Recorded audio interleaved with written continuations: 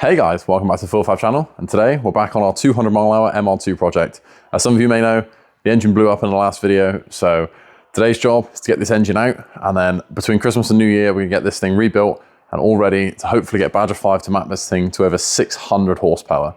So without further ado, let's start tearing into this thing.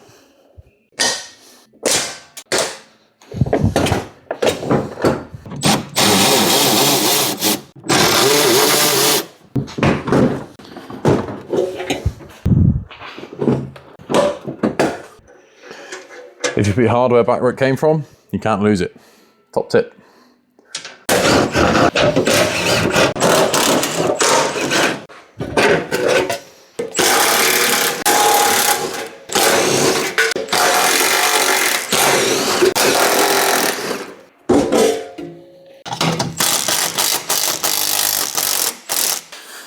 If you work on your own cars, these exhaust rubber pliers are an absolute lifesaver. Definitely make the investment.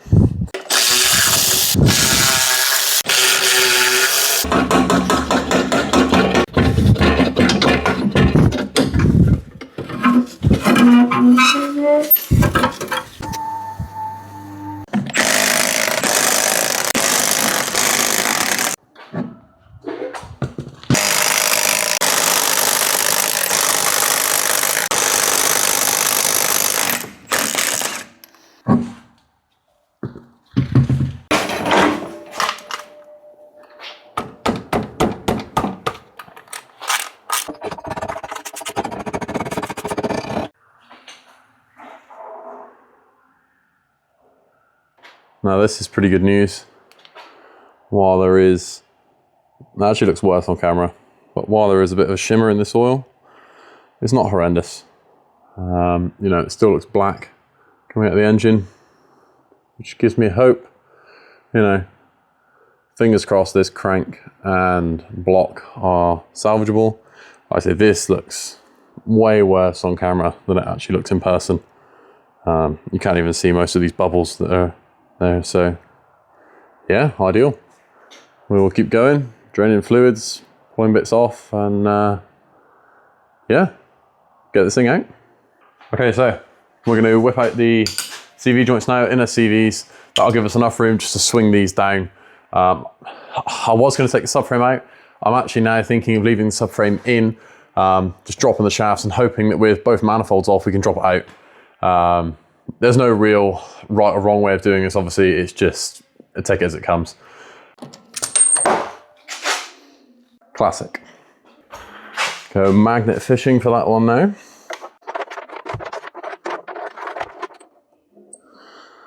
There she is.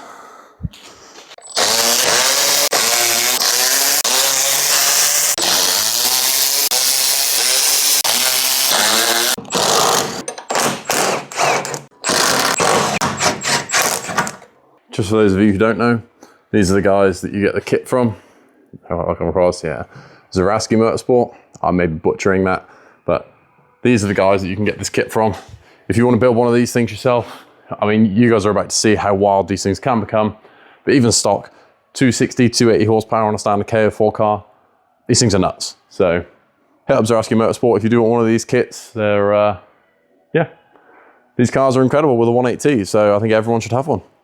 Let's get the sump plug back in, then we can work on getting off the turbo oil drain.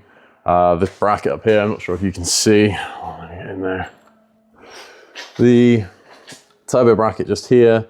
We've then got the turbo coolant pipes, and at that point we can whip off the exhaust manifold and turbo.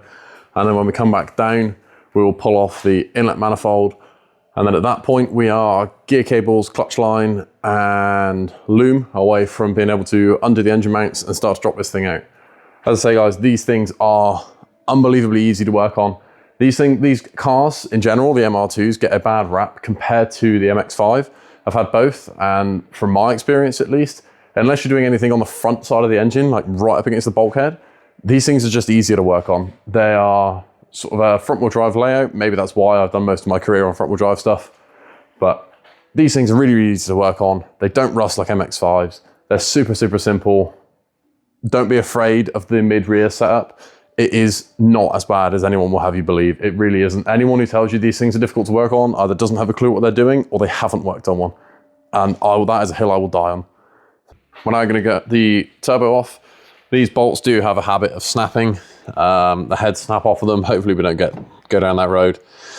We've obviously got a lot better access than you usually get in the front wheel drive cars because everything's at the back. So all we can do is give it our best shot. We've just got the socket on the bolt. We're gonna get a good old smack and hopefully that'll just work things loose and then crack all three of these off.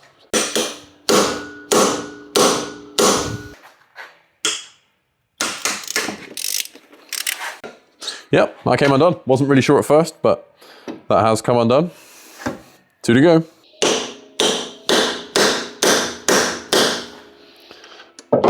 This one doesn't feel great, but we'll see what we can do.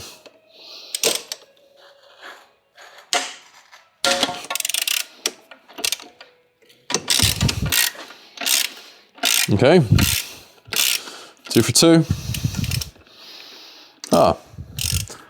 How's about that?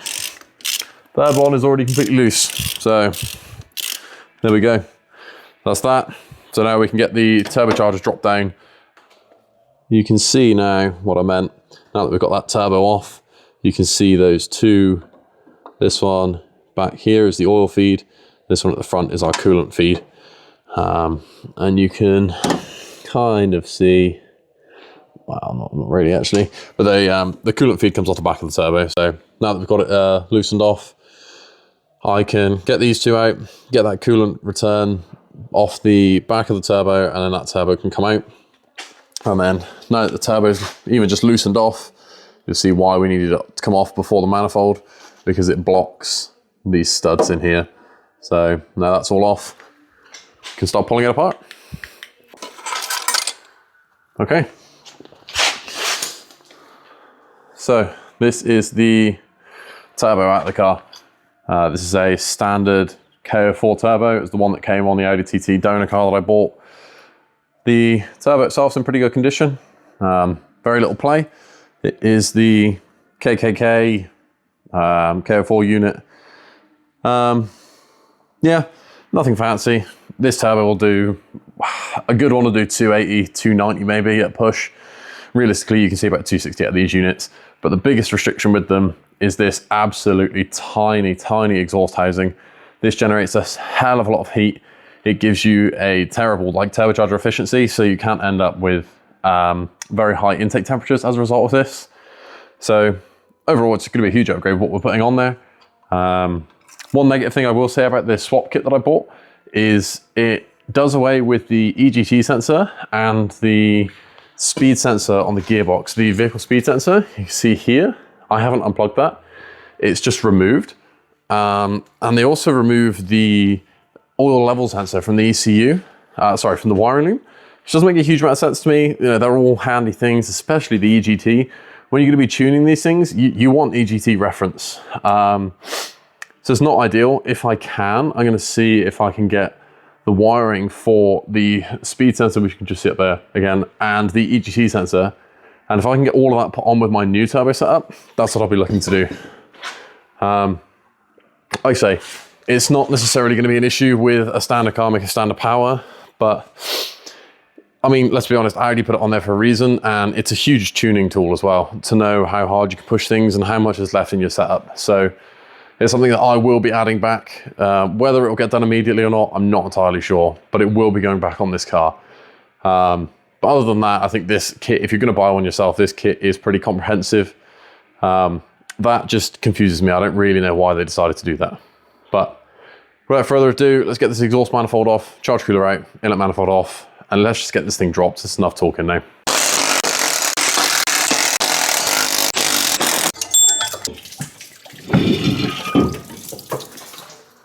Okay, so I was going to take the inlet manifold off before I set the engine out. However, I literally got 2 bolts out of it. I got the fuel rail off and that, and I don't really know what the point is. I'm sort of fighting myself, working backwards here. And it doesn't actually need to come off to get the engine out. So I think what I'm gonna do now is chuck it up in the air, do the clutch line. I think there's one more coolant hose, and then the front gearbox mount, and I believe that's literally all we got left. Then this engine mount, that engine mount, dropper on the floor. So for a minute, the intake manifold is going to stay on, and then once the engine's out, we'll just swap it all over then. No point in wasting time and fighting myself when it's in the car. Just, it's all about to come out anyway, so that inlet manifold and fuel rail needs to go on my cylinder head. It's over there. We're gaining nothing by doing it now. So let's go up in the air and get this thing ripped apart. Right then, it's a new day. We have literally just got now the 2 engine mounts at the top. Drop those out. The engine's on a tyre already. Hopefully then we'll just be able to lift the chassis itself off the engine, all being well. And then we can lift it up with an engine crane, take the box off, and basically get it ready to pull the head off and start rebuilding this thing. So let's go.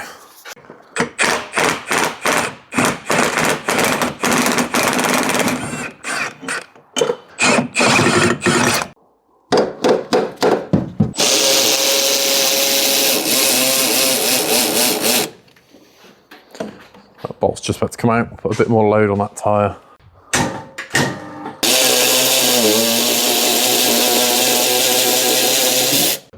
Hopefully now we should just be able to lift this car up and off the engine. We'll do it bit by bit and make sure we're not catching anything as we go up. It's not sitting amazingly, but we'll just take it as it comes.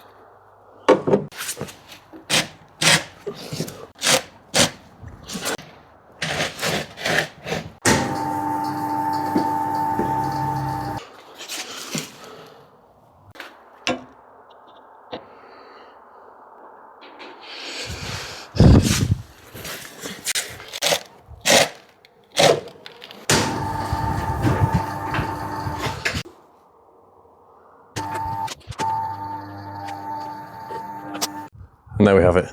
That is our 1.8 turbo engine out of the MR2. Like I said, at this point, we'll now pick the engine up, the engine crane over there, we'll pick it up, we'll pull the gearbox off. I'm going to leave as much of this car together as I can, engine together as I can, just because there's no need to be taking it apart. Head's going to come off. Things like this alley section, they're all modified for the swap, so they'll all be put onto the new head.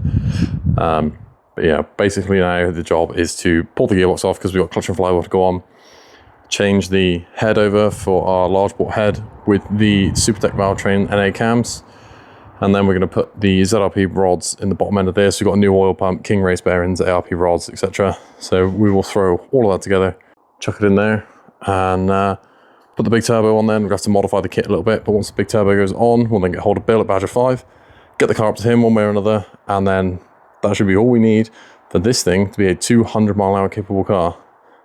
Sorry guys, I forgot to film an outro for this video. Make sure you stay tuned for the next one. That's when we're going to build up the bottom end and the cylinder head.